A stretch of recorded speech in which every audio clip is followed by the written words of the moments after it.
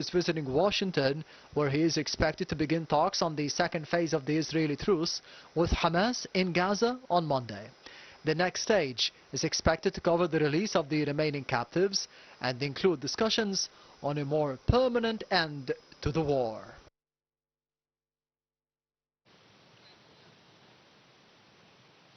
And to shed more light on the latest developments in the ground, we are joined over the phone by journalist and chief editor of Al Ahram newspaper, Zakaria Othman. Good evening, sir.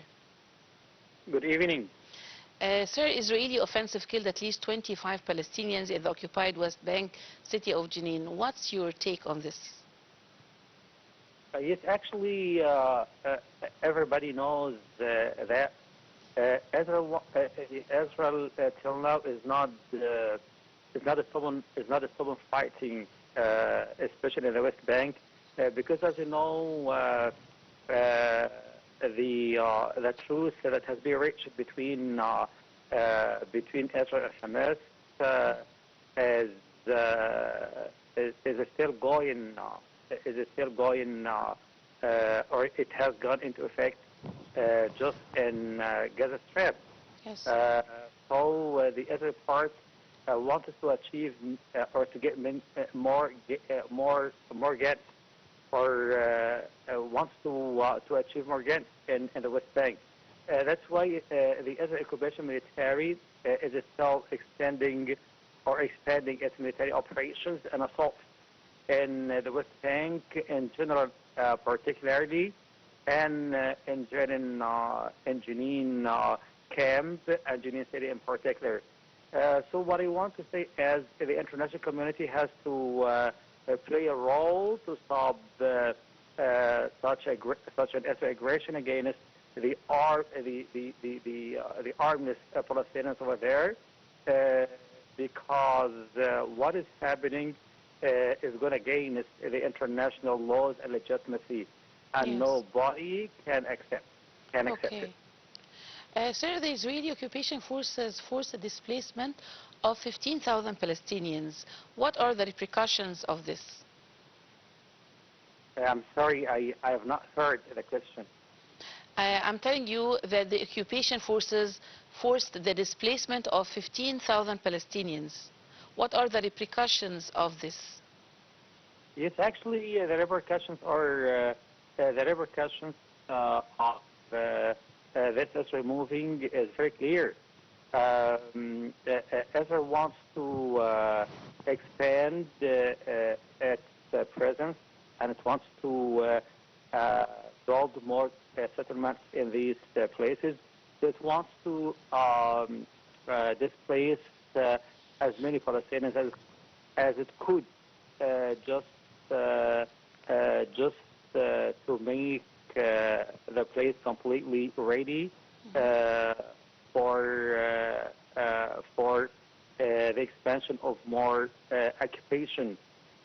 So my only answer is the international community has to intervene immediately and to stop such a pure nonsense, because the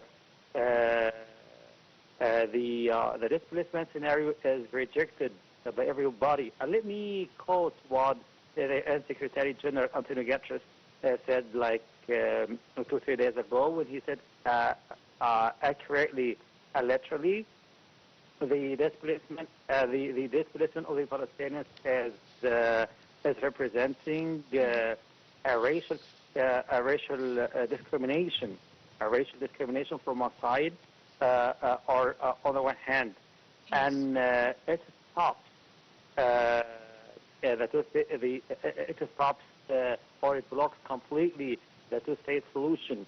So I think the U.S. administration, the U.S. administration or the U.S. Trump administration, instead of calling for the displacement of the Palestinians, either from the West Bank or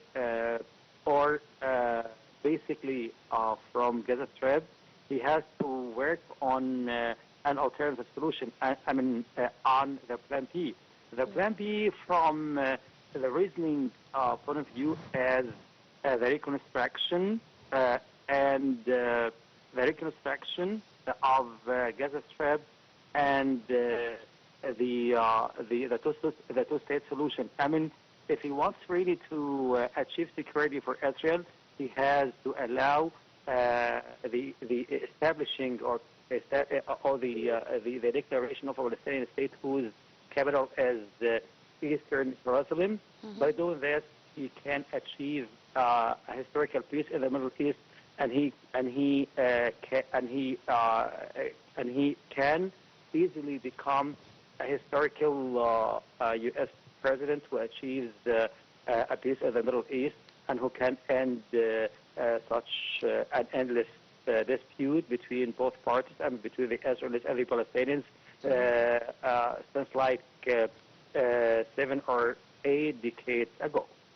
Okay, sir, how do you weigh the importance of Gaza ceasefire and its impact on the regional security? I'm sorry, what do you say? How do you weigh the importance of Gaza ceasefire and the impact on the regional security?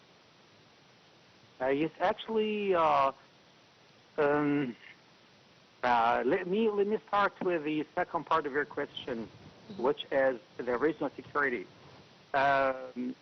Nobody can read the regional security or even analyze it or basically achieve it without solving the current dispute. I mean the central issue, the Middle East, is the Palestinian issue. Once the Palestinian issue is solved or is settled, once the Palestinian issue is settled, and when the dispute between the Israelis and the Palestinians is settled, then the peace will come true all over the Middle East region. But if such a peace never takes place or never comes true, the plan B is terrorism. It's terrorism everywhere. We, as yes, the Egyptian state itself has suffered a lot from terrorism, from the terrorism phenomenon, and the international community. Most of the countries in the world, not only in the Middle East, because the regional security is not far away from the international security. So, if we'd like to understand the whole image, we have every country all over the world has to contribute to achieving security, to achieve regional security. I mean, to achieve security in the Middle East. For most among them, to work on achieving or to work on starting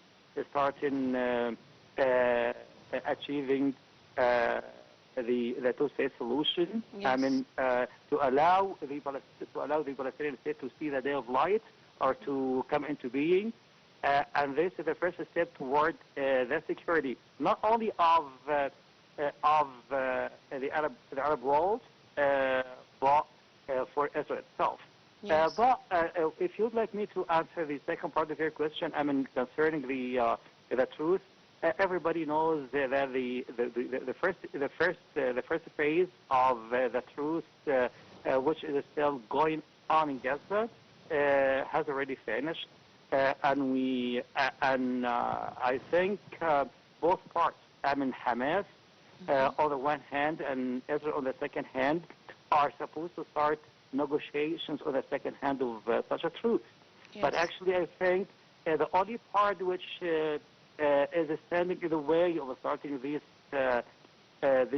negotiations for the second phase of such a truth is the Israel part, because everybody knows that the Israeli Prime Minister Benjamin Netanyahu has yesterday headed yesterday to meet the U.S.